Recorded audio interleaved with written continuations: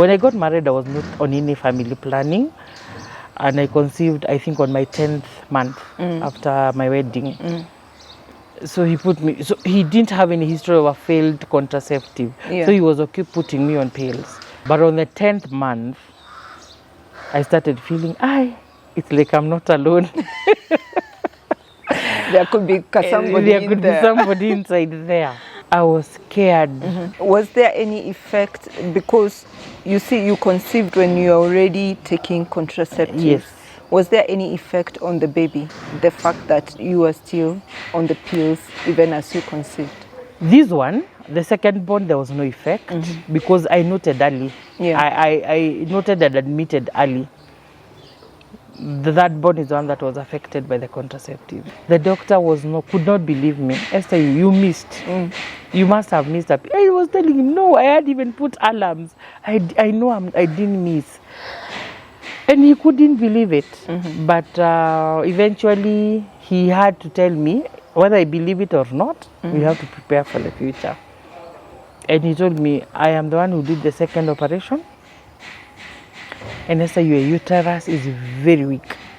Very weak. If you carry another pregnancy, chances are you will lose that pregnancy at an early stage, or we will lose you because of bleeding, or you will lose the baby. You will get a stillbirth.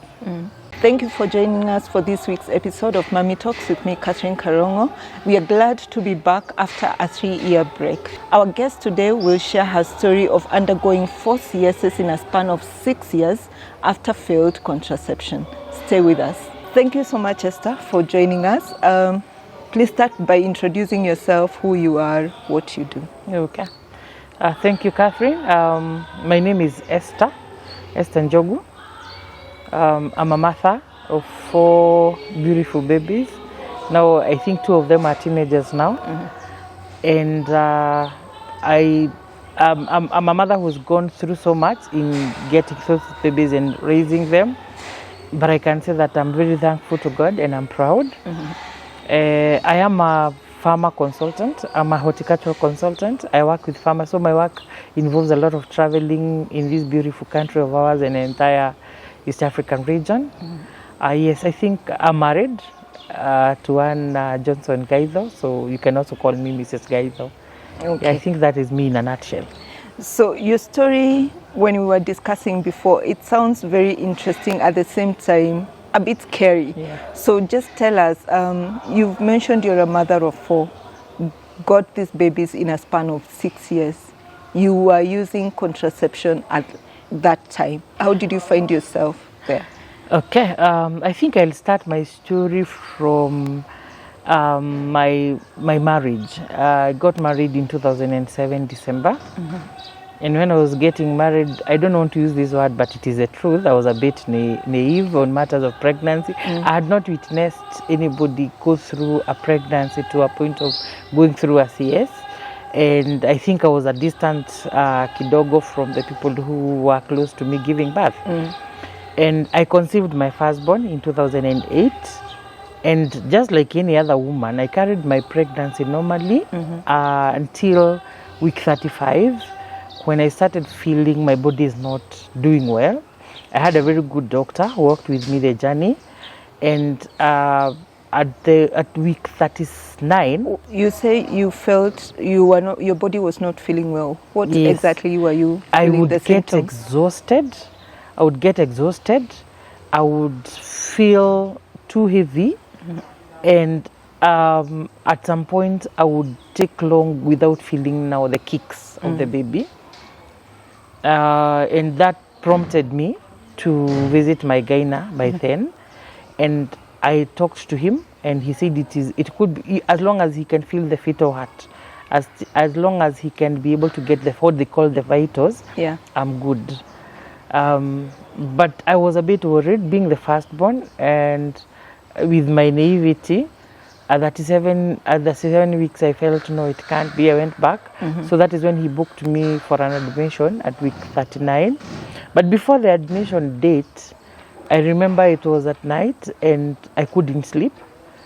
I would feel pain all over. I don't know what kind of pain it was. I can't attach that pain to any organ, but I was just feeling my body paining. And we were with my husband.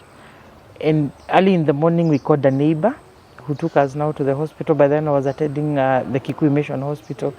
And I was taken there, and I was admitted. But remember, being a firstborn, they were very cautious. Yeah. So they didn't want to rush to CS. And two, the doctor was saying getting my firstborn at age 29 was a bit late. And though they also didn't want me to lose the baby. And so they observed me. They opted for observing me in the hospital. So I was admitted. And I stayed in the hospital, I think, for 5 days. Labor could come. And because I'm not dilating, they knock it off. Yeah. So I stayed with that, knocking off, pain, dilating, not dilating, knock it off. Did you dilate even a bit? Because I know you're supposed to dilate up to 10 centimeters. Not even an inch. Not even an inch. And because the weeks were still not for 840, that is when they were like patient. Yeah. Until one morning, the doctor came and did his rounds, but just something told him, go back and check Esther. So he came and started feeling the fetal heart, but he couldn't. He started now touching with his hands. He couldn't feel the head. And I heard him shout to the nurse and told her, get me the theater ready in the next 15 minutes. And I was like, what? Why? And what I remember is that he said, I researched later what it was about. I remember him saying, Esther, you have cervical dystocia. I didn't know what that was. I remember in dystocia in agriculture. But I didn't know what it was when you tell a woman she has cervical dystocia. And I was wheeled to the theater. My husband What was is not it? aware. What is cervical dystocia? It's a condition where a mother doesn't dilate an inch, but the baby has engaged. So the head of my baby had engaged fully because this baby is feeling my time to come out has arrived. Yeah. But there's no way. So my cervix could not dilate even an inch. Yeah. And the only option was a CS. So what I had feared most, and I remember my siblings, one of them, my brother, used to encourage me and tell me, Esther, you cannot go through CS. Yeah. My best maid was like, Esther, you cannot go through CS. And everybody was praying for me in church. My family was praying with me. My friends stood with me. My husband stood with me. But I still went to the theater, and it was not easy. I wasn't prepared for that. Remember, I had labored. Yeah. So my body was already tired. So for 5 days? For 5 days, yes. So I was taken to the theater, and I thank God because of the doctor. He was very good. He walked with me the journey step by step. And I was taken to the theater, and true to his word, within 25 minutes, my baby was out. And let me tell you, Catherine, it was not easy. Healing that CS was not easy. Why? I was not psychologically prepared for a CS. Two, my body was already fatigued. It was worn out. Three, my baby was big. How big? He was 4.2. Oh, that's big. That's huge. Yeah. And it was not an easy journey. It was not an easy journey of healing my first CS. But by the grace of God and a lot of support from the doctor, from my husband, from my friends, I healed. Now the first month, but I was given a lot of precautions to take. I couldn't bed, and that one became now a beginning of my back problems. All along when I was growing up, I can't remember having any health issues. But now my back problems started there. And after that, my doctor, after going back for my first cleaning, my doctor was very intentional on putting me on a family planning method. At what stage? It was week what when you went week first? 6. Yeah. When I was going for my first postnatal clinic. Because even at week 6, I couldn't walk. I couldn't hold my baby for more than 5 minutes. Because of the back or the back, scar? The back and the scar, but the back was the most affected. I couldn't do any exercises. Yeah. I couldn't do any other therapy on my back because of the scar. And because of the weight, I am a bit heavy. Because after my first conception, I shoot actually from 67 to 88.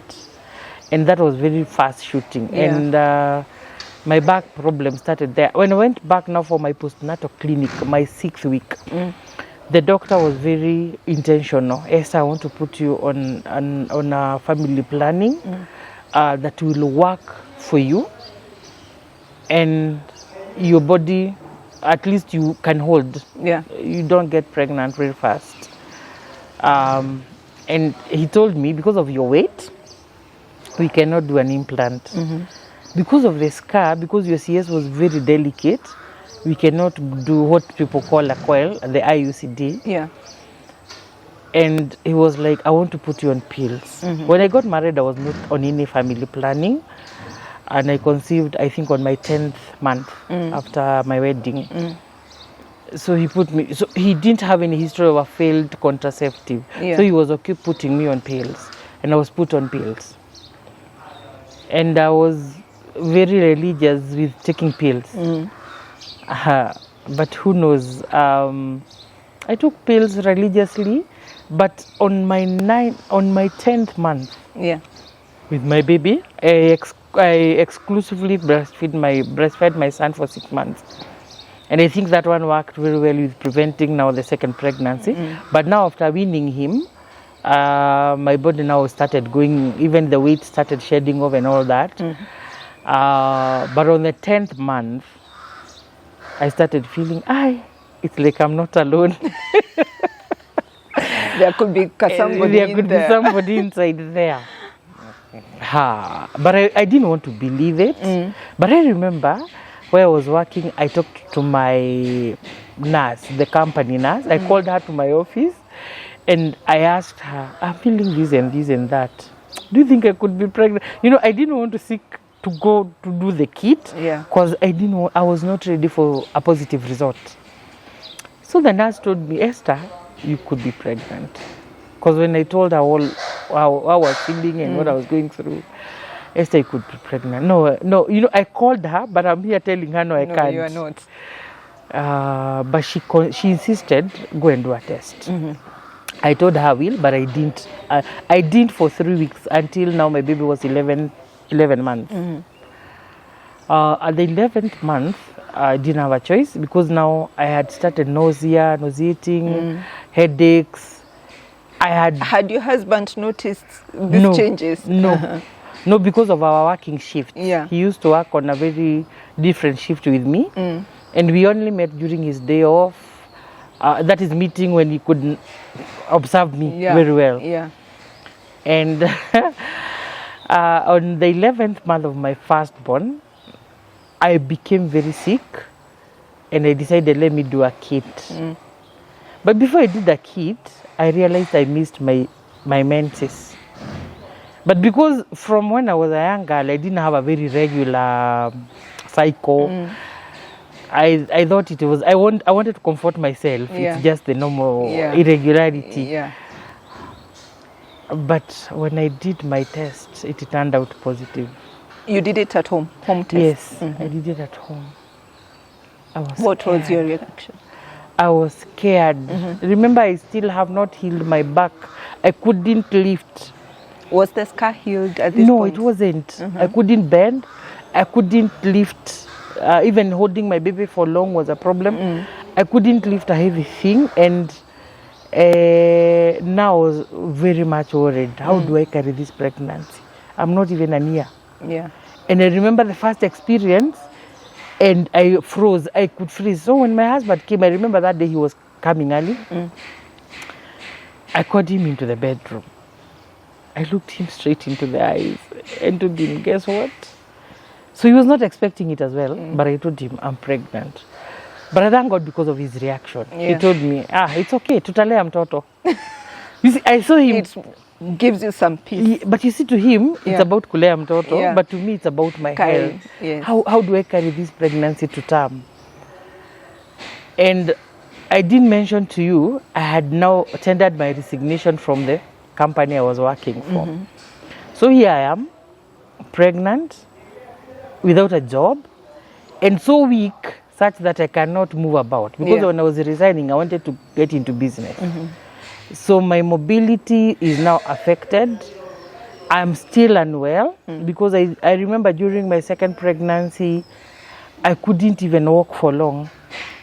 And I remember there's a time I was going to a friend, I was visiting a friend, and I walked, if you know Kiambu town, I walked from a place called Stores towards her home because she used to live up the street. And if you know where Anglican Church is, opposite Community Supermarket, I sat there. I looked for a stone and sat there. I couldn't walk. That was, I think, the 6 months. You were just tired. Tired and feeling very sharp pain on my lower abdomen.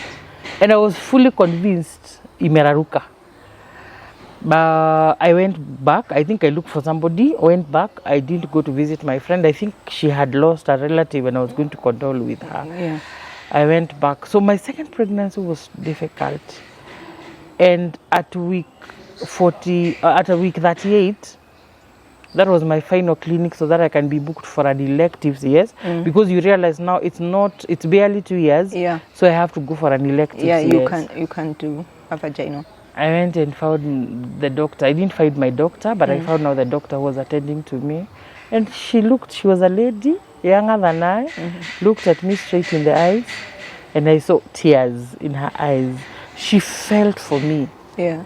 But she couldn't do anything. It just encouraged me, Esther, we'll get this baby. And now I was given the date to go for the CS. And I went. But the thought of naamkia theater kesho asubuhi. Yeah. I couldn't eat.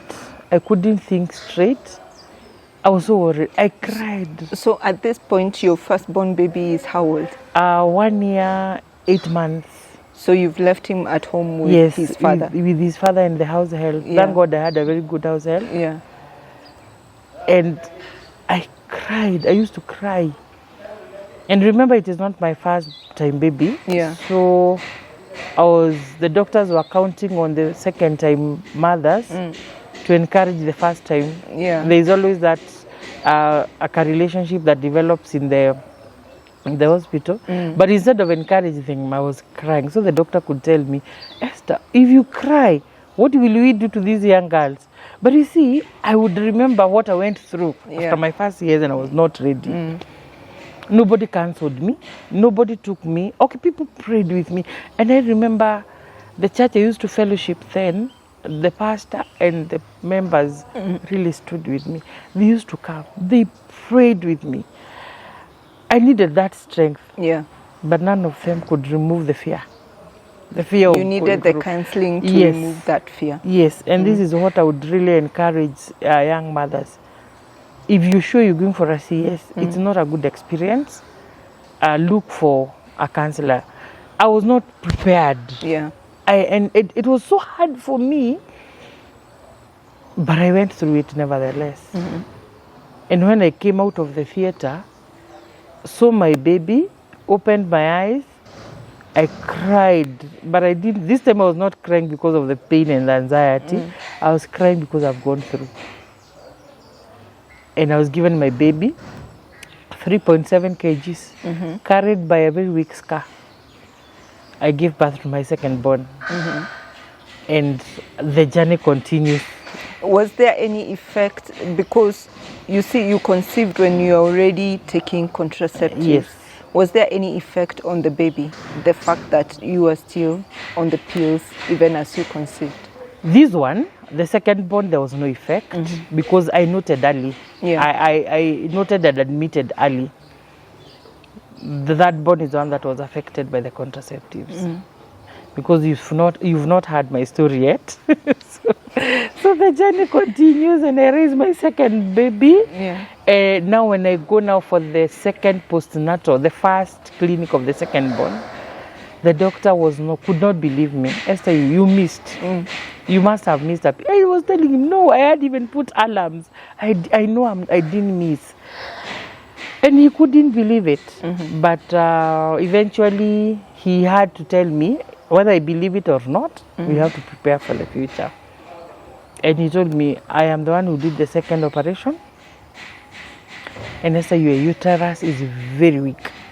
Very weak. If you carry another pregnancy, chances are you will lose that pregnancy at an early stage, or we will lose you because of bleeding, or you will lose the baby. You will get a stillbirth. You see, when the doctor tells you that, and he knows better, you can't afford to miss whatever he tells you. And I remember asking him, what do I do now? I'm married. So you don't expect me not to tell you that there will be no chances of me getting pregnant. He told me, because of your weight, again, the issue of the weight comes in. Now remember, now I've ballooned. Now I'm no longer 88, I'm 105. Wow. Very heavy. And you can't exercise because you have a scar, you have a back problem, so it becomes difficult. Yeah, very difficult. So we have a dialogue with him, and he tells me, now the only solution, I'll put you on a very strong pill. I rarely do this, but I'll do it for you. We cannot do an implant. Your weight will be, I am risking with your weight. To because of the scar, we still cannot do the IUCD. So the only option now is we do the pills, but now I'll put you on stronger ones. These ones don't fail. He was so sure. He gave me a clean bill of health. This one will not fail. And I went home very happy. I can't conceive a third born. And I raised my baby until he was 11 months.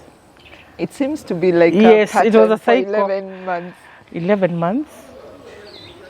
And I started feeling sick. You notice because of the CSs and the pregnancies, my body had become very weak. Very, very weak. And now I had already secured a job, and I was working in the airport, and I was residing in Kiambu. So I was not driving, I was connecting through public means. So connecting from Kiambu town and then to the airport was very tedious. And then I realized at the 11th month, I already have difficulties in breastfeeding my second born, handling my second born with the distance of my working. And now I'm pregnant at the 11th month. I conceived. This was hard. It hit me hard because one, it affected my work. My colleagues could not understand, my seniors, not my colleagues, my seniors could not understand why I'm a pregnant woman like any other, and there were others I was working with and were pregnant. Why is my expectancy, why is my pregnancy special?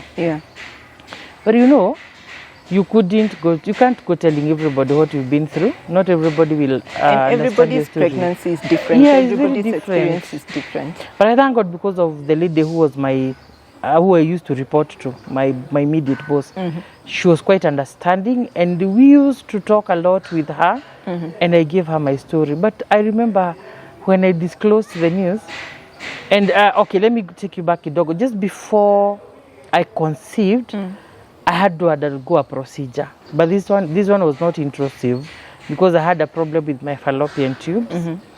Not blockage, but the doctor felt they needed to do a procedure. So when I was asking her for the sick leave, she definitely had to inform her. So immediately after the procedure, I conceived. Now when I disclosed, I remember her looking me straight in the eyes and asked me, Esther, utaishi kuchinjwa?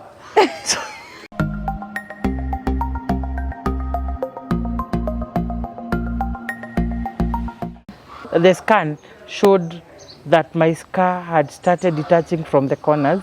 It is something that put my doctor on a lot of caution, because he was telling me, Esther, this is difficult. And he's an elderly man. Esther, this is very difficult. I told you not to conceive. I told him, I followed the instructions to the letter. It failed. So that is when he told me, I think you are 1 in 100 that fail. Now I have to treat you like a special case. I remember there's a woman who told me she doesn't know me without Aniju bila mimba. But 2016, a fourth baby comes. This time, I didn't know who to tell. That is the time I opened the church, went to the pulpit and lay prostrate. Nililala hapo chini, tumbo chini. I cried and I told God, but after crying, I remember telling God, mimi sikukuomba mtoto wanne. Yeah. And if you're giving me a fourth child, it better be a girl. Yeah. I'm not taking a fourth boy.